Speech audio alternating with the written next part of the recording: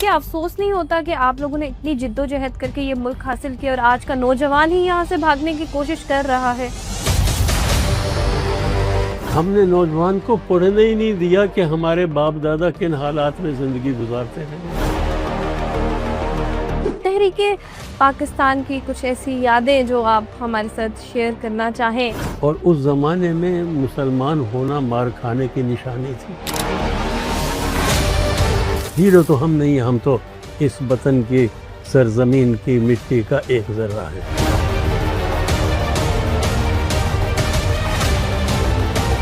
Sir thank you very much for joining اس۔ آپ ایک ایسی شخصیت ہے جسے ہم ہیرو آف پاکستان کے نام سے جانتے ہیں، پہچانتے ہیں، اور آپ نے اپنا وقت دیا۔ اور سب سے پہلے آپ سے یہ جاننا چاہوں گی کہ آج کی نوجوان نسل وہ آزادی کی تحریک، وہ جدوجہد ان سب کو نہیں جانتی، تو اس ٹائم کا جو اسٹرگلنگ فیز تھا آزادی حاصل کرنے کے لیے، وہ کیسے سمجھانا چاہیں گے آپ؟ بات یہ ہے کہ آج کا جو بیک گراؤنڈ ہے طالب علم کو پڑھانے کے پیچھے وہ ایک مختلف ہے، اور طالب علم جب اس زمانے میں پڑھتا تھا تو وہ ایک اور تھا۔ جس زمانے میں جوان سر اٹھاتا تھا تب وہ آج ہم تصور بھی نہیں کر سکتے۔ کیا وہ واقعی سر اٹھا کے چل سکتا تھا؟ کیا وہ اس زمانے کے اندر پوری بات جو کہنا چاہتا تھا کہہ سکتا تھا؟ تو یہ معاملات اتنے مختلف ہو گئے کہ 47 کے بعد سے ہم نے اپنی جوان نسل کو توجہ دینی چھوڑ دی۔ مضبوط ہوا، لیکن ہم روحانی طور پر، جذباتی طور پر اور خود سوچ کے اعتبار سے اس تمام دھارے سے دور ہوتے چلے گئے۔ چاہیے یہ تھا کہ ہم لوگوں کو اپنے ماضی سے غافل نہ ہونے دیتے ہیں۔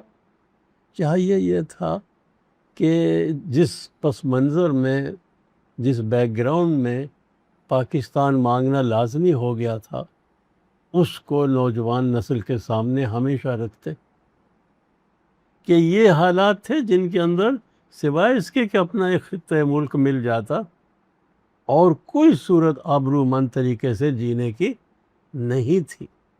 نمبر 2، آبرومند جینے کے ساتھ ساتھ اپنی خواہشات اور اپنی امنگوں اور اپنی زندگی کے جو مقصد تھے ہمارے، ان کے مطابق قدم آگے بڑھانے کے لیے ہمارے پاس فری ہینڈ نہیں تھا۔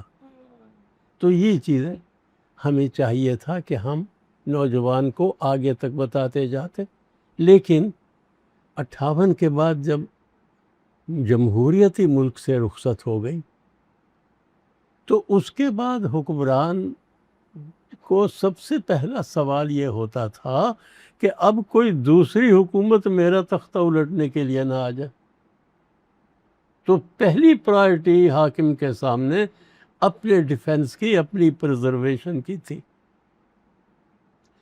انہوں نے اپنے اس پریزرویشن کے لیے طاقتوں کا سہارا لینے کی کوشش کی، تو لہٰذا وہ چیزیں جو کہ مادی طور پر طاقتور تھی وہ نگاہ میں رہی، جو مادی طور پہ طاقتور نہیں تھی وہ درجہ بدرجہ پیچھے چلی گئی۔ اب یہ جو کلچر ہوتا ہے، یہ جو ہسٹری ہوتی ہے، یہ جو لٹریچر ہوتا ہے، یہ جو آرٹس ہوتے ہیں، یہ چیزیں مادی طور پر آپ کو طاقتور نہیں بناتی، لیکن آپ کو توانا رکھتی ہیں اپنے اندرون سے، اپنے باطن سے، اپنے انر سیلف سے۔ سر مجھے یہ بتائیے گا کہ آج کی جو نوجوان نسل ہے، آپ دیکھ رہے ہوں گے کہ سب کی کوشش ہے کہ فوری باہر کا رخ کر لیا جائے، کوئی بھی پاکستان میں رہنا نہیں چاہتا۔ اور ایک آپ کا دور تھا جب آپ لوگوں نے جدوجہد کی، جب آپ لوگ میں آپ کے درد کو سمجھ گیا، میں آپ کے مسئلے کو سمجھ گیا۔ دیکھیے یہ اب مسئلہ مینی پرونگڈ ہو گیا، اب کئی باتیں اس کے اندر شامل ہو گئی۔ ایک تو یہ کہ ہم نے مادے کو سب کچھ بتایا کہ material existence, material gain, material prosperity, material advancement, یہی مقصود ہے پڑھنے کا بھی اور یہی مقصود ہے آگے بڑھنے کا بھی۔ اگر کسی نے یہ میٹیریل ایڈوانسمنٹ نہیں لی تو اس نے خاک حاصل کیا، اس نے کیا بنایا، اس کو تو برادری میں بھی کوئی نہیں پوچھے گا۔ اور ہم نے معاشرہ ایسا قائم کیا جو جانتا تھا کہ طاقت صرف بندوق کی نالی میں ہے۔ یہ ماؤ کا مقولہ تھا۔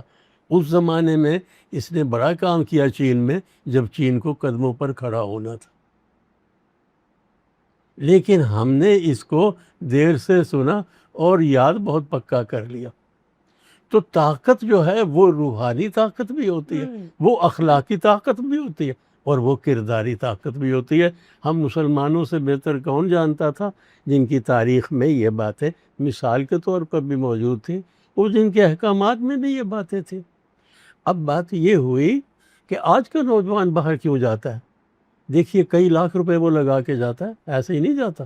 بالکل اس کو تو سمگل آؤٹ کرنے والا کئی لاکھ روپے لے لیتا ہے، بالکل ایسا ہی ہے۔ پھر وہ آگے کشتیوں کے اس نے جگہ جگہ پہ پیمنٹس دینی ہے، اور اس نے چھپ کے رہنا ہے، چھپانے والے کو الگ پیمنٹ ہر ملک میں دی جانی ہے۔ تو بیچارہ تو بڑا مہنگا سفر، کیوں؟ اس کو نظر آتا ہے کہ یہاں پر میرا مستقبل نہیں ہے یہ جو بات نظر آنے لگی ہے یہ بڑی الارمنگ ہے، اس سے پہلے یہ نہیں تھی۔ تو کیا افسوس نہیں ہوتا کہ آپ لوگوں نے اتنی جد و جہد کر کے یہ ملک حاصل کیا اور آج کا نوجوان ہی یہاں سے بھاگنے کی کوشش کر رہا ہے؟ بات یہ ہے کہ ہم جو بات کر رہے تھے کہ بیک گراؤنڈ اس زمانے کا اور تھا، اور اس زمانے میں مسلمان ہونا مار کھانے کی نشانی تھی۔ ہم نے نوجوان کو پڑھنے ہی نہیں دیا کہ ہمارے باپ دادا کن حالات میں زندگی گزارتے رہے، ایسی کتاب اس کے نصاب میں ہی نہیں رہنے دی۔ ہم نے اس کو جو زندگی دی اپنے بچے کو، باپ نے جو 47 میں کمزور حالات دیکھے اپنے، تو اس نے کہا کہ بچے کو میں انگریزی تعلیم کی طرف لے جاؤں گا، کیونکہ اب زمانہ جو آیا وہ ایسا آیا کہ جس میں انگریزی کا روب ہے، انگلش میڈیم اسکولوں کا، انگریزی بولنے والے نوجوان کا گزارا ہوگا، اور جو انگریزی فرفر نہیں بولے گا وہ چاہے کتنا بھی لائق ہوگا وہ لائق نظر ہی نہیں رہ آئے جائے گا۔ ایسا ہی ہے۔ اب انگریزی لکھنے والے پر زور نہیں تھا، انگریزی بولنے والے پر زور تھا۔ دیکھیں انگریزی لکھنے والا تو ہمارے پاس ایسا آدمی تھا، ایسا آدمی ہم نے پیدا کیا انگریزی کا کہ کامریڈ اخبار نکالتے تھے مولانا محمد علی جوہر۔ مولانا محمد علی جوہر کے ساتھ ان کا اسسٹنٹ تھا غلام حسین جو جیلم کا تھا۔ یہ میٹریکولیٹ آدمی تھا، لیکن آپ جان کر حیران ہوگی کہ میٹریکولیٹ کتنے پڑھے لکھے ہوتے تھے، کتنے مضبوط ہوتے تھے اپنے لکھنے میں۔ محمد علی جوہر کو جب قید ہو گئی تو کامریڈ کے ایڈیٹوریل اسی طرح آتے رہے جس طرح آیا کرتے تھے، تو لوگوں نے جاننا چاہا کہ اب ایڈیٹوریل کیا جیل سے سمگل ہو کے روز آ جاتا ہے؟ پتہ چلا غلام حسین لکھتے، and he was simply a matriculate. تو اور یہ محمد علی جوہر کے ایڈیٹوریل اتنے عمدہ انگریزی کے لکھے ہوتے تھے کہ انگریز وہ جمع کرتے رہتے تھے کہ چھٹیوں میں وطن جائیں گے تو اپنے بچوں کو یہ انگریزی پڑھائیں گے ہمارے ہاں۔ اور وہ بنیاد کس چیز پر تھی محمد علی جوہر میں؟ وہ ہمارا قدیم ایجوکیشن سسٹم تھا جو کہ انگریز نے بنایا تھا یہاں پر، جو ہمارے گورنمنٹ اسکولوں میں موجود تھا، ہمارے گورنمنٹ اسکولوں میں موجود تھا وہ، اور ہمارے گورنمنٹ اسکولوں نے بڑا بڑا جینیس پیدا کیا۔ ان کے مقابلے پر جب ہندوؤں نے اپنے اسکول بنائے، سناتن دھرم اسکول بنائے، مسلمانوں نے اسلامیہ کالج بنائے، انجمن اسلامیہ نے اور ہندوؤں کی سناتن دھرم انجمنوں نے، تو انہوں نے بھی بڑے مضبوط بنیادوں پر انہیں قائم کیا، اچھی لائبریریاں، اچھی لیبارٹریز مہیا۔ لہٰذا قومی اسکول ہوں ہندوؤں مسلمانوں کے یا گورنمنٹ کے اسکول ہوں، ان کا ایک بڑا اعلیٰ معیار ایجوکیشن کا موجود تھا، اور انہوں نے وہ لوگ بنائے جو کہ جن کی ہر زبان پر گرفت مسلمہ تھی، ان کے لکھے کی ویلیو تھی۔ میں نے صرف ایک محمد علی جوہر کا نام لیا، لیکن اس زمانے میں ہر طرح کا آدمی آپ کو ملتا۔ اب دیکھیے نا، یہ جو آپ کو ملتی ہیں، اس زمانے کی تفاسیر ملتی ہیں انگریزی کی لکھی ہوئی، آپ کو جو اس زمانے کے جو علمی کام ملتے ہیں، جو ہسٹری ملتی ہے اس عالم اسلام کی، یہ خود حضور صلی اللہ علیہ وسلم کی سیرت کے اوپر جو شبل نعمانی کا کام ہے، ایسا ہے کہ آج تک اس کو کوئی جواب نہیں دے سکا۔ اسی طرح سے مثلا عالمگیر کے بارے میں بہت انگریزی تعلیم نے بھی شور مچایا اور کہ وہ بڑا تنگ نظر تھا، لیکن ایک چھوٹا سا کتابچہ عالمگیر کے دور پر ایک نظر شبلی نعمانی نے لکھا، آج سے 150 سال کی بات ہو گئی اب تو، اس کا آج تک کسی نے جواب نہیں دیا، حالانکہ اورنگزیب کو سارے کہتے رہے کہ یہ بہت تنگ نظر تھا، یہ تھا، اس نے اس میں اسٹیبلش کیا کہ کن ہندوؤں کو اس نے اعلیٰ عہدے دیے تھے، اس کا سیکٹری کون سا ہندو تھا، اس کا وزیر اعظم کون سا ہندو تھا، اس کا سپہ سالار جو ہے فوج جو ہے اس کے اندر کون سے تھے، تو اس کی بے تعصبی عالمگیر اس کے چھوٹا سا پیمپلٹ جو تھا اسے آج تک اسٹیبلش کی، یہ عالمی لوگ تھے، یہ پڑھے لکھے لوگ تھے اور اسی پرانے سسٹم کے تربیت یافتہ۔ اب دیکھیں 47 کے اندر بر صغیر جب تقسیم ہوا تو اس کو ہندو کو چوٹ بڑی سخت تھی، کیونکہ وہ وطن کو مادر وطن کہتے ہیں، ہم فرضی طور پر مادر وطن بولتے ہیں، ہم اپنی ماں کو الگ سمجھتے ہیں، وطن کو الگ سمجھتے ہیں، ایسا ہی ہے، لیکن وہ ماں کو، دھرتی کو، بھویں کو، بھوں کو، مٹی کو اپنی ماں کہتے ہیں اور سمجھتے ہیں، اور انہیں جب یہ تقسیم ہوتا نظر آیا تو انہوں نے کہا گو ماتے، اچھا اس کی شکل ہمارے نقشے کی ایک جانور کی طرح کی تھی جس کا ایک سر ہے، آگے 2 پیر ہیں، اچھا ہاں، تو وہ کہتا تھا یہ گو ماتا ہے۔ انڈیا پاکستان بنگلہ دیش کا جو مشترکہ نقشہ تھا اسے کہہ دیتا یہ تو گو ماتا ہے، اس کو ہم تقسیم کیسے کریں گے، ہماری گائے ہے، ہماری ماں ہے یہ۔ تو انہیں یہ بڑا ظلم معلوم ہوا کہ بنگلہ دیش، بنگال بھی ادھر نکل گیا، پنجاب سے سرحد ادھر آ گیا کشمیر۔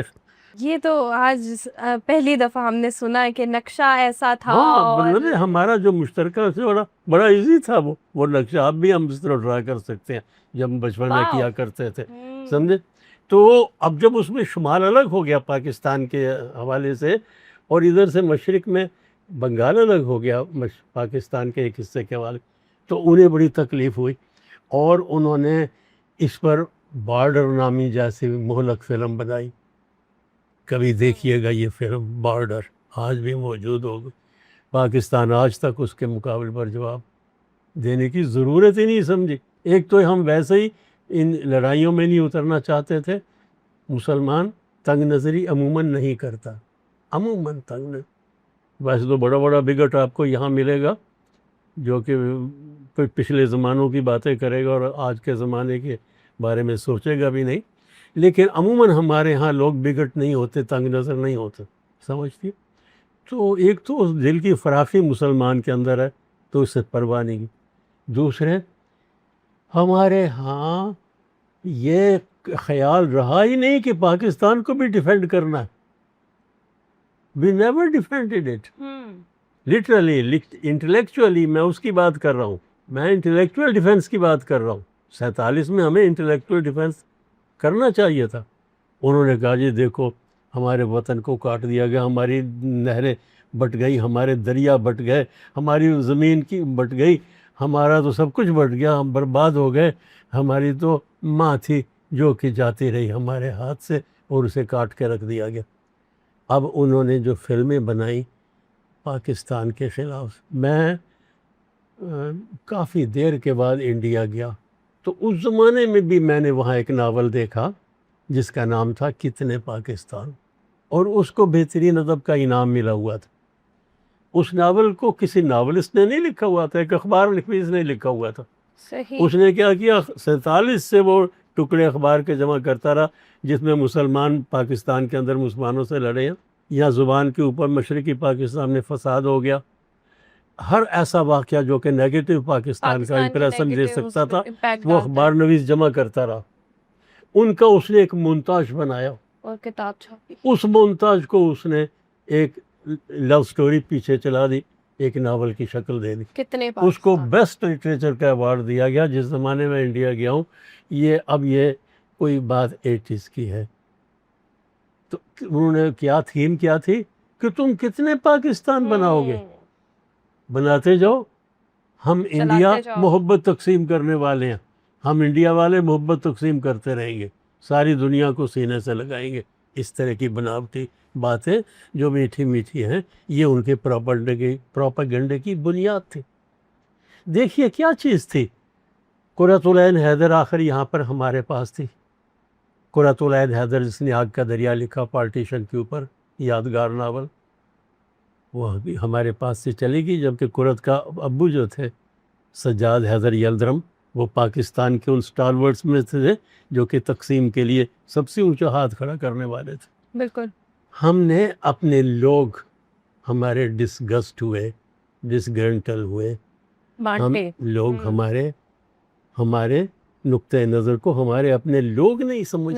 ہم نے ایڈوکیٹ ہی نہیں کیا پاکستان کی ضرورت کیا تھی, مجبوری ہمیں کیا تھی. دیکھیے یہ ایک نازک موقع تھا کہ انگریز کو دوسری جنگ میں وہ چوٹ پڑی تھی کہ وہ اتنی دور انڈیا کے اوپر اپنا قبضہ نہیں رکھ سکتا تھا. بالکل ٹھیک. اور اس نے اپنے مقبوضات جو باہر سے چھوڑنے شروع کر دیے تھے. اب نظر آ رہا تھا کہ اب بر صغیر کو بھی اس نے چھوڑ لی. اس زمانے لوگوں نے, اب سوچنے والے لوگوں نے, یہ مثلا اقبال نے اور دوسرے اور لوگوں نے بھی ایک سیریز ہے سوچنے والوں کی, جنہوں نے کہا کہ ہمیں اپنے مستقبل کے لیے سوچ کرنی چاہیے. تو ناؤ اور نیور بھی لکھا گیا, اور اقبال کا خطبہ الہ آباد بھی دیا گیا, اور اس وقت قوم متحد ہو گئی. یہ بڑی بات ہوئی. 7 برس کا وقفہ 40 سے 47 تک. اب وہ جذبہ واقعی ری جنریٹ نہیں کیا جا سکتا. اب پیٹ بھرے ہوئے ہیں لوگوں کے پاکستان کے طفیل. ہم اتنے آسودہ ہیں کہ ہم سوچ بھی نہیں سکتے کہ ہم کبھی غریب تھے. لیکن حقیقت یہ ہے, مجھے ایک انٹرویو لینے والے نے پوچھا صرف جب 47 میں آزاد ہوا ملک تو بڑے پٹاخے چلائے گئے ہوں گے. میں نے کہا ایک بھی نہیں چلایا گیا. لاشیں ایک بھی نہیں چلایا گیا, اس لیے کہ پٹاخے پیسے سے آتے تھے اور مسلمان کے پاس پیسے نہیں تھے.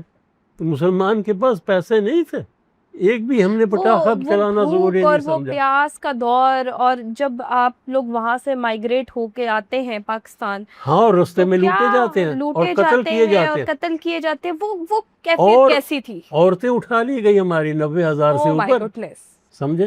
اور دیکھیں نا منفی باتیں اگر بیان کر, امرتسر میں اور ننگی عورتیں ہماری, ان کا جلوس نکالا گیا.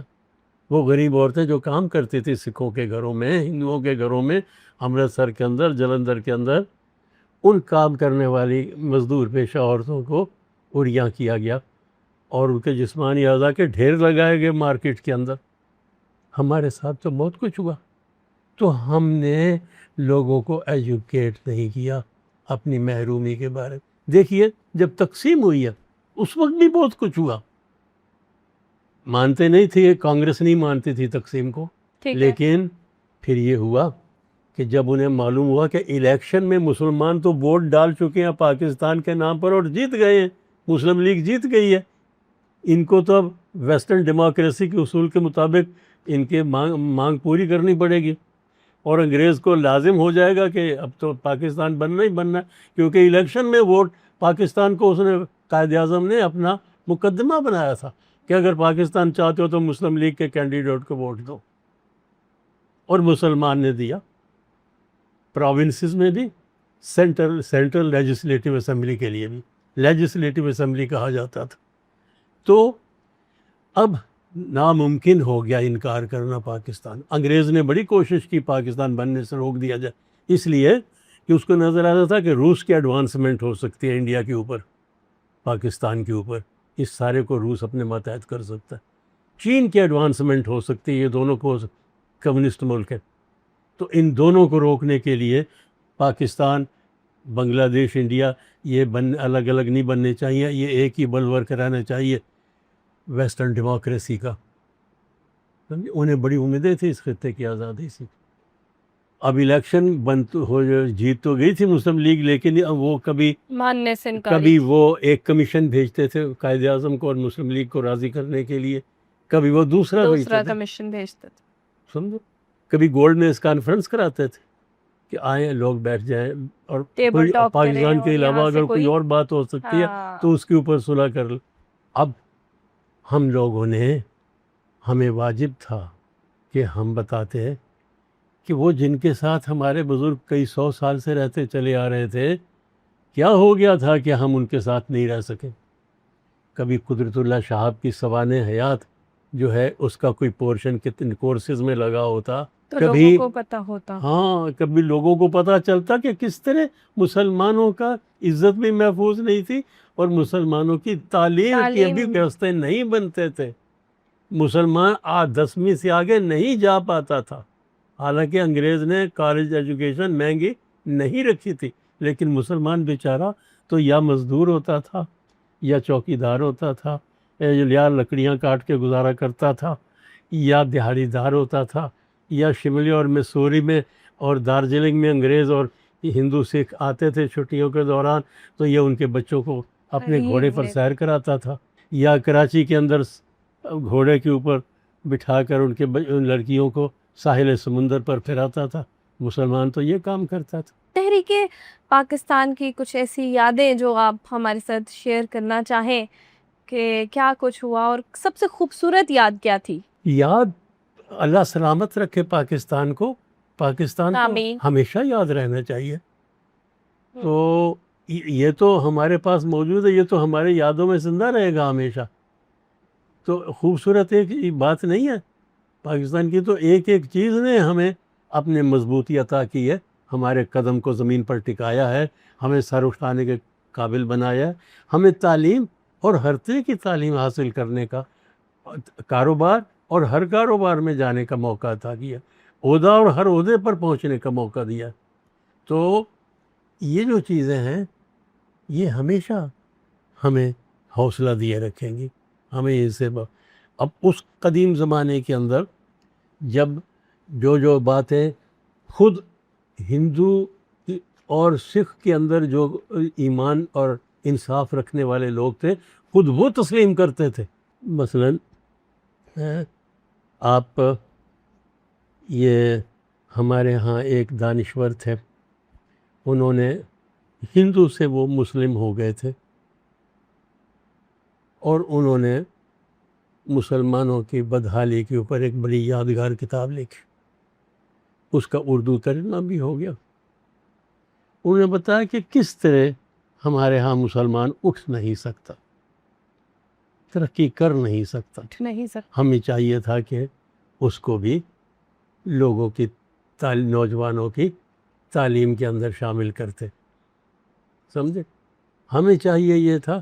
ہمارے ایک لکھنے والے تھے مولوی سعید، انہوں نے لکھی آہنگ بازگشت، اس زمانے کی باتیں جو زمانے میں ابھی تقسیم نہیں ہوئی تھی، 40 سے 47 تک کا وہ زمانہ. تو مسلمانوں نے، ہندوؤں نے ایڑی چوٹی کا زور لگا دیا اپنے اپنے موضوع کو، اپنے اپنے مقصد کو، اپنے اپنے فائدے کو حاصل کرنے کے لیے، اپنے سٹینڈ پوائنٹ کو ثابت کرنے کے لیے پریس کے اندر اور سٹیج کے اوپر. ساری رات جلسہ سیاسی ہوتا تھا اور لوگ ساری رات آ کے جلسہ سنتے تھے اور صبح وہیں سے اٹھ کر دہی کی لسی پی کے اپنے دفتر چلے جاتے تھے. اتنا سیاست کا زور تھا. اور سیاست کا عالم یہ تھا، ریل کے ڈبے میں ایک اخبار آدمی خریدتا تھا، پورا ڈبہ وہ اخبار پڑھتا تھا. اچھا. ہاں، سب سے زیادہ پولیٹیکلی کانشیس اگر دنیا میں کوئی خطہ تھا تو یہ بر صغیر پاک و ہند تھا. اتنا اخبار پڑھنے والا دنیا میں کوئی طبقہ نہیں تھا جتنا یہ پڑھتے تھے، کیونکہ انہیں پتہ تھا ناؤ اور نیور، اب ملنا ہے کچھ یا کبھی نہیں ملے گا. تو انگریز آپ کو لگتا ہے کہ یہ پڑھنے لکھنے والا سارا معاملہ یہاں سے سیکھ کے گئے ہیں اور اب وہ اس پہ امپلیمنٹ کر رہے ہیں اور ہم بہت پیچھے رہ گئے؟ دیکھیے، اس زمانے میں تو انگریز نے ہم سے نہیں سیکھا، اس زمانے میں تو ہم ہی انگریز سے سیکھ رہے تھے. وہ اس زمانے کی چیزیں سیکھ کے لے گئے اور وہ اس کے لیکن ہاں قدیم زمانے میں جب انہوں نے جب انہوں نے اپنے پاؤں زمین پہ رکھے ہیں اور جب انہوں نے دنیا میں ترقی کی ہے اور مشین کو ایک ذریعہ بنایا اپنے اکنامک ڈیولپمنٹ کا، اور پھر تجارت کے ذریعے سے ساری دنیا کے اوپر وہ چھا گئے، اور اس زمانے میں انہوں نے ہمارے لٹریچر کو دیکھا، سنا پڑا. ابن الہیثم ہوں کہ فارابی ہوں کہ ابن سینا ہوں، کون دانشور نہیں تھا جس سے انہوں نے فیض نہیں لیا؟ سائنسوں کو انہوں نے بنیادیں دی، علموں کو انہوں نے، تاریخ کو. ایک ابن سینا کیے مقدمہ سے، مقدمہ کسے کہتے ہیں؟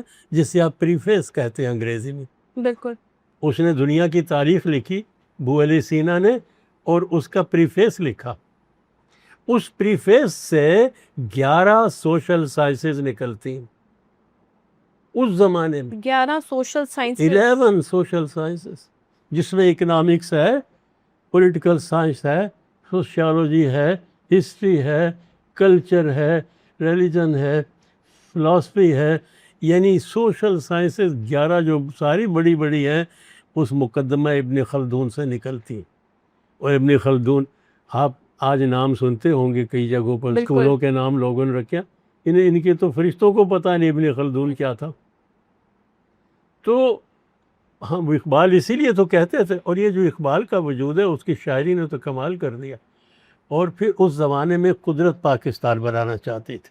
مجھے یوں لگتا ہے کہ پتھر کے اندر پاکستان موجود تھا، اور پاکستان کے اوپر کچھ فالتو پتھر تھا. ایپسٹین ایک مجسمہ ساز کسی زمانے میں تھا مشہور، ٹھیک ہے، اصلی والا ایپسٹین. اس نے کہا تھا میں پتھر کے اوپر سے وہ مجسمے بناتا تھا، اور خاص طور پر کرسچینٹی کے بزرگوں کے مجسمے بناتا تھا. وہ کہتا تھا میں پتھر پر سے فالتو پتھر ہٹا دیتا ہوں، نیچے سے مجسمہ نکل آتا ہے. مجسمہ تو پتھر کے اندر اللہ نے رکھا ہوتا.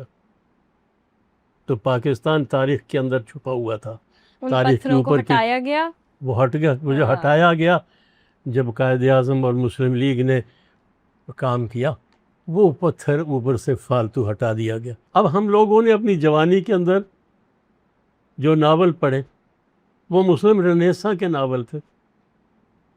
یوسف بن تاشفین، محمد بن قاسم، یہ آپ کا آخری چٹان وغیرہ، نسیم حجازی کے لکھے ہوئے ناول. تو یہ ایک جذبہ تھا ایسا، یہ صرف اخبار ہی نہیں پڑھوا رہا تھا سیاسی، یہ جذبہ قومی کام بھی لوگوں سے کروا رہا تھا. تو ان لوگوں نے اپنے ہیروز کو دریافت کیا، ان کے اوپر کہانیاں لکھی، ان پر ناول لکھے، اور عام آدمی کو وہ جذبہ جو ہے وہ یوں ڈش آؤٹ کیا ہر فیلڈ کے اندر. قائد اعظم کے ساتھ آپ نے کام کیا سر، ہم تو نوکر تھے، ہم جو تو آپ کو بچے بڑی تھے. اچھی لگی ہوں، اور اگر آج وہ ہمارے درمیان موجود ہوتے تو یہ سارے حالات دیکھ کر اس میں تبدیلیاں کیا لانا چاہتے؟ آج وہ ہمارے درمیان موجود ہوتے تو اپنے ایجوکیشن سسٹم کو بکھرنے نہ دیتے جو چلتا آیا تھا، جس نے بڑے بڑے لوگ ایجوکیٹ کیے تھے. ایک بار وہ غریبوں کو بھی کیٹر کرتا تھا. یہ جو نیا ایجوکیشن سسٹم ہے اس میں تو کروڑپتی آدمی صرف اپنے بچے پڑھا سکتا، کیونکہ یہ تو آکسفورڈ اور کیمبرج سے سرٹیفکیشن کے بغیر اور کوئی تعلیم ہی نہیں سمجھتا.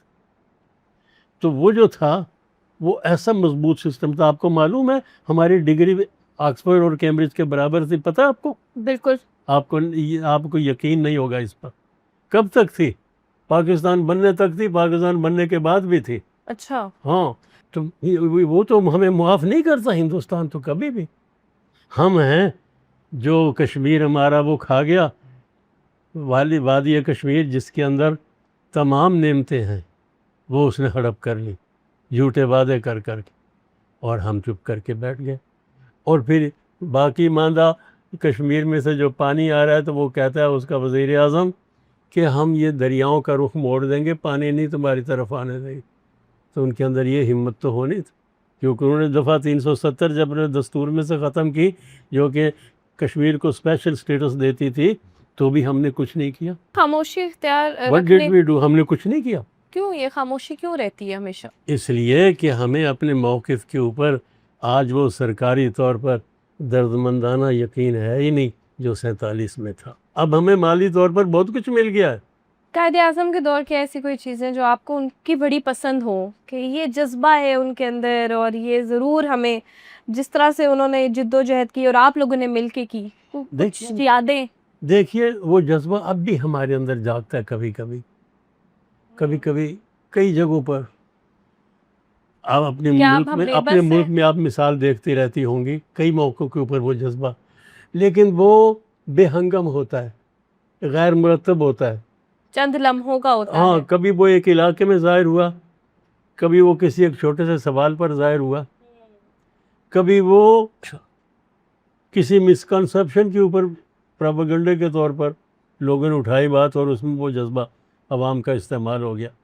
جیسے اب کشمیر کے اندر آپ دیکھ رہے پاکستانی کشمیر کے اندر بھی لوگ اپنے طور پر ایک جہاد بنایا ہوا ہے، مسکنسیپٹس ہیں، مس گیونگز ہیں. تو بڑی عمدگی دیکھیے چیزوں کو. میں آپ کو بات بتاؤں، جی آسانی سے کئی کام بہت سے ہو سکتے. ایک بات میں کہا کرتا ہوں کہ میں نے جب سے ہوش سنبھالا میں نے افغانستان سے کوئی محبت بھری آواز نہیں سنی، لیکن اس کے باوجود اپنا ایک واقعہ سناؤں گا اور آپ کا پورا مقصد حل ہو جائے گا. حضرت داتا صاحب افغانستان سے آئے تھے، ٹھیک ہے. تو ان کو بیاد علی حجویری انہوں نے ایک فنکشن کیا تو پاکستان سے ڈیلیگیٹ کو بلایا، اور یہ زمانہ وہ تھا کہ جب وہاں پر امریکی افغانستان میں گھسے ہوئے تھے اور عام افغانی جو ہے اس کو پاکستانی سے شکایت تھی. وہ کہتا تھا کہ ان امریکیوں کو پاکستانی مدد حاصل ہے. ہم نے ان کے سامنے بھی کبھی اپنی پوزیشن کلیئر نہیں کی، کیونکہ آپ نے وہ جد و جہد دیکھی اور you are one of the hero of Pakistan. تو آپ جیسے سوچ نہیں ہم ہیروز کیا، ہم تو اس مٹی کے خاک کا ذرہ ہیں اور یہی پوزیشن ہمیں ہمیشہ اچھی لگی اور آج بھی ہم اس پوزیشن پہ فخر کرتے ہیں اور ہم یہی کہلانا چاہتے ہیں. ہیرو تو ہم نہیں ہیں، ہم تو اس وطن کی سرزمین کی مٹی کا ایک ذرہ ہے. ہم نے دیکھے ہیں اس وطن کے لیے بڑی بڑی قربانیاں کرنے والے لوگ. تو اگر ہمارا بیٹا شہید ہوا تو وہ اس وطن کا ایک چھوٹا سا اس نے اپنے اوپر جو فرض تھا، اپنے اوپر جو حق تھا وہ ادا کیا. تو وطن کا تو حق ادا ہوتا نہیں ہے. وطن تو ہمیں ماں کی طرح اپنے پروں میں چھپا کے بیٹھ جاتا ہے، جس طرح ماں اپنے بچے چھپا کے بیٹھ جاتے ہیں. آج کا زمانہ بڑا افراتفری کا ہے. اب آپ دیکھ رہے ہیں ایران اور امریکہ کی جنگ دوبارہ تیز ہو گئی ہے. اس کے اندر اب مسلمان ملکوں کے ساتھ ایران کا ٹکراؤ جو ہے، جس کو پاکستان نے روکا تھا. آپ کو لگتا ہے کہ پاکستان نے میڈیٹر کا رول پلے کیا ہے؟ بہت اچھا پلے کیا پاکستان نے، اتنا عمدہ کہ ایرانیوں نے اس کی تعریف کی، امریکیوں کو بھی اس کی تعریف کرنی پڑی، کیونکہ ان پاکستان نے کسی کا حق مارنے کی کوشش نہیں کی، کسی کا جاسوس بن کر کام نہیں کیا تھا. ایرانی سفیر دورے کرنے آ رہے ہیں پاکستان، اس کا مطلب ہے کہ ہم ابھی بھی اسی شکنجے میں ہے کہ ہم نے میڈیٹر والا ہی رول پلے کرنا ہے، جبکہ آپ کہہ رہے ہیں کہ ابھی ہمیں ڈپلومیسی سے چلنا چاہیے. اور ابھی ہمیں مطلب ہے کہ وہ ایرانی سفیر آئیں، ان کے ساتھ ہمیں مل کر ڈپلومیسی کا کام کرنا چاہیے، لیکن ہمیں پارٹیزان نہیں بننا ہے. جس طرح وہ کلیئرلی دو پارٹیاں بن گئی ہیں، ایک پارٹی امریکہ کی بن گئی اور ایک ایران کی بن گئی ہے. ایسا ہی ہے. تو ہمیں پارٹیزان نہیں بننا ہے، کسی کے مخالف ہم میڈیٹر تھے، ہمیں میڈیٹر ہی رہنا ہے، ہمیں اٹھانا نہیں ہے. اب ہمیں اپنے آپ کو، اقبال نے کہا تھا اپنی خود ہی پہچان، اپنے آپ کو پہچاننا چاہیے ہم کون ہیں. اور اقبال کو تو ہم نے بالکل ہی نظر انداز کر دیا نا، پورے پاکستان نے نظر انداز کر دیا اور میری اور آپ کی گفتگو نے بھی نظر انداز کر دیا، کیونکہ اقبال نہ ہوتا تو پاکستان کا خواب ہی کوئی نہیں دیکھ سکتا تھا. سر اس موقع پہ ایک اگر شعر آپ سنا دیں علامہ اقبال کا ہمیں، کیونکہ آپ بار بار ان کا ذکر بہت کر رہے ہیں اور میرا خیال ہے کہ جس طرح سے قائد اعظم اور آپ نے ان کو دیکھا ہے تو ہم چاہیں گے کہ ہمارے ناظرین کے لیے. علامہ کا پیغام تھا، ایک ہو مسلم حرم کی پاسبانی کے لیے، ایک ہو مسلم حرم کی پاسبانی کے لیے، حرم کی پہرے داری کے لیے. حرم ہے خانہ کعبہ اور مکہ معظمہ، تو اس کی پہرے داری کے لیے مسلمانوں کو ایک ہو جانا چاہیے. ایک ہوں مسلم، مل ملا کے ایک ہو جائیں، ایک ہو تو ایک ہوں، ہاں they should unite yeah. And become one entity. Sir آپ کو شاعری کا ایک ہو، شوق کہاں سے پیدا میں ہوا، کہاں بچپن سے سے، آغاز میں کیا؟ جب طالب علم تھا تب سے یہ کام ہو رہا تھا. وطن کے لیے محبت اور اس طرح ساری چیزیں آپ نے کی، اور مطلب کہ سچائی نمایاں ہوتی ہے آپ کی شاعری سے. کچھ شعر آپ کے سننا چاہیں گے جو آپ کے پسندیدہ ہوں ہمارے ناظرین کے لیے پلیز؟ ایک ہوں مسلم، میں ابھی شعر علامہ کو سنا رہا تھا. حرم کی پاسبانی کے لیے نیل کے ساحل سے لے کر تا بخاک کاشغر، کاشغر جو چین کے کنارے پر ہے، وہاں سے لے کر قاہرہ، مصر اور نیل تک، یہ تمام مسلم بیلٹ ہے. ان سب کو ایک ہو جانا چاہیے. آپ کو لگتا ہے کہ ایک شاعر معاشرے میں کوئی تبدیلی لا سکتا ہے؟ ہاں، شاعر تبدیلی نہیں لا سکتا تو اقبال کے ہاتھوں سے یہ تبدیلی کیسے آئی؟ میں نے آپ سے کہا نا کہ قدرت نے بہت سارے ایلیمنٹس کو اکٹھا کر دیا تھا، تو وہ پاکستان بنانے کے لیے وہ بہت سارے پازیٹیو شخصیتیں اور پازیٹیو سٹیپس، پازیٹیو اوکیزنس یہ جمع ہو گئے ان 7 برسوں میں، 40 سے 47، اور 40 تک ہم خوب دیکھ چکے تھے ہندوؤں کے ساتھ رہنے میں، پوری رعایتیں دے کر، پورا صبر کر کے، پوری برداشت کے ساتھ، کہ کس کس طرح سے ہمیں کیا کیا کچھ دینی طور پر، کلچر کے حوالے سے نیگوشیٹ کرنا پڑتا تھا ان کے ساتھ قدم ملانے کے لیے. سر پاکستان کی سب سے بڑی طاقت کیا ہے آپ کے نزدیک؟ نوجوان، جس کو ہم نے کوئی فائدہ نہیں اٹھایا اور جس کو باہر بھیج رہے ہیں، اور 5-5 لاکھ آدمی ہر مہینے نکلتا ہے ملک سے، ہر مہینے ایگزوڈس لگا ہوا ہے. 5 لاکھ پڑھا لکھا، دانشور، انٹلیکچوئل اور دست و بازو رکھنے والا جوان، جہان کو الٹا دینے کی طاقت رکھنے والا ہم غیروں کے حوالے کرتے، اور یہ باہر اتنے کام آ رہے ہیں مغرب کے امریکیوں کے کہ آپ حیران ہو جائیں گی. سائنس کے اندر انقلابی تحقیقات، علم کے اندر نئے فلسفے اور نئے ٹاپکس پر کام، اور خود مشینوں کے ساتھ جان کھپانے کے لیے ہمارا جاہل آدمی جو باہر جا رہا ہے، سب لوگ ویسٹ کی بلڈنگ کو سہارا دے رہے ہیں، اس کو مضبوط کر رہے ہیں. صرف کہیں سے کرونا مل جاتا ہے، کہیں سے ڈالر مل جاتا ہے، کہیں سے پاؤنڈ مل جاتا ہے. اپنی دھرتی کرنی چاہیے. اور سب سے بڑا چیلنج کیا ہے اس وقت پاکستان کے لیے؟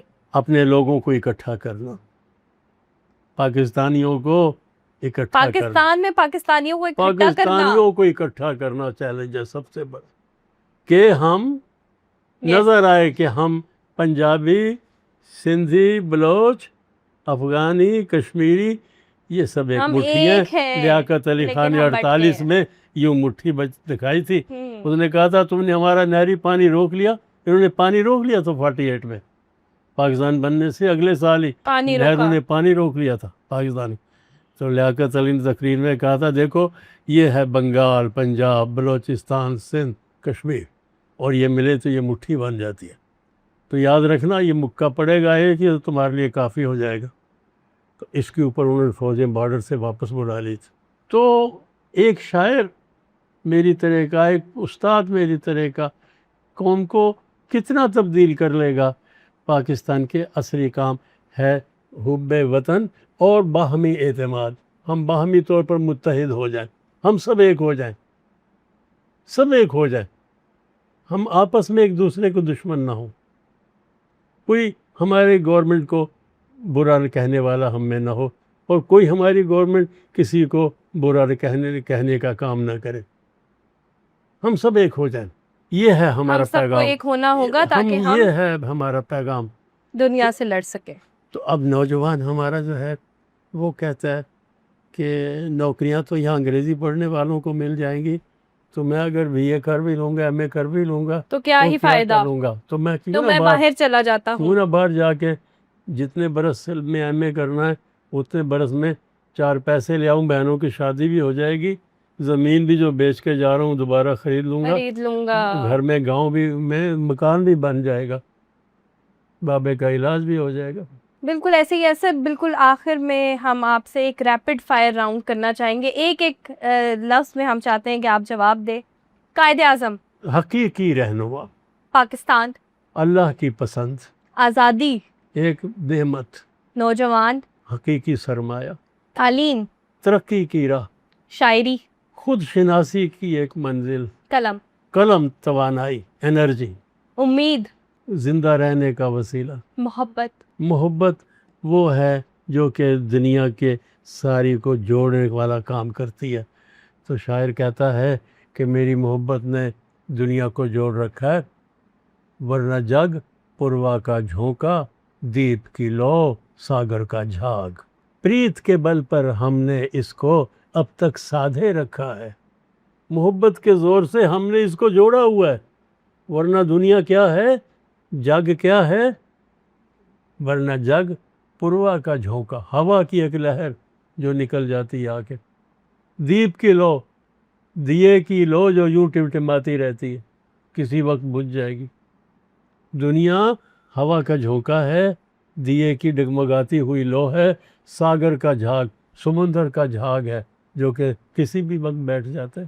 بہت شکریہ ناظرین، ہمارے ساتھ پروفیسر ڈاکٹر احسان اکبر آج موجود تھے، جنہوں نے وہ دور یاد کرایا جہاں پر ہم فزیکلی نہیں تھے لیکن وہ تھے قائد اعظم کے ساتھ، انہوں نے جو وقت گزارا، جو جد و جہد اس ملک کو حاصل کرنے میں تھی، لیکن نوجوان نسل کو اور تمام لوگوں کو ایک ہی پیغام دیا انہوں نے کہ unity is the only source, اور ہم سب کو یونٹی کے ساتھ آگے بڑھنا ہوگا، ایک بطور پاکستانی آگے بڑھنا ہوگا۔ آج کا پروگرام میں یہاں سے اینڈ کروں گی، لیکن جاتے جاتے پروفیسر صاحب کی خوبصورت سی شاعری سنتے ہوئے جائیں گے اور پھر پروگرام کو اینڈ کریں گے۔ اللہ حافظ۔ Sir please. ہماری ایک نظم بڑی مشہور ہے، وہ اس کا ٹکڑا سنائے تو۔ ایک منزل پچھلے چاند کے نت روشن جس کی لو، وہ وقت کو پیچھے چھوڑ گئی، اسے دھنیہ واد کہو۔ دابی ہوئی پور کماد کے جو پھوٹی مگر پو، کتنوں کو ایک یہی چاہ تھی وہ صرف مخاطب ہو۔ اے روپ جمال وصال کے تیرا کون سا ہے شبھ ناؤ، وہ جن میں تیرے لوگ تھے کن گھاٹوں اترے گاؤں، کن نسلوں پر تیری دھوپ تھی کن صدیوں پر تیری چھاؤں۔ کہہ کتنی نرم دہائیاں تیرا دیکھتے گزرے رو، کن پلکوں میں تیری چھاؤں تھی کن چہروں پر تیری دھوپ، تیری نظر نیازیں بانٹتی بھکشا میں روپ سروپ۔ تو کس سرما کی چاندنی گرما کی شکر دوپہر، تو صبح میں سویا بال کا تو گاؤں میں پچھلا پہر، سترنگا خواب فقیر کا یا بھید بھری دوپہر، ایک پوری نیند کی شانتی تیری کجلے والی لہر۔ اے سنبھلے جسم کی نازنی کئی عمریں تجھ پر تنگ، تو شبد قدیم کتاب سے اظہار سے جس کی جنگ، تو ذات حیات کے ساتھ کی کیوں نکلی غیر کے سنگ، تو سینوں بیچ پدھار تھی کیوں تو نے اوڑے رنگ۔ میں شاعر پچھلے جنم کا تو میری پرانی منگ، اب جیون اوڑھ کے آئی تو سہ تنہائی کے ڈنگ۔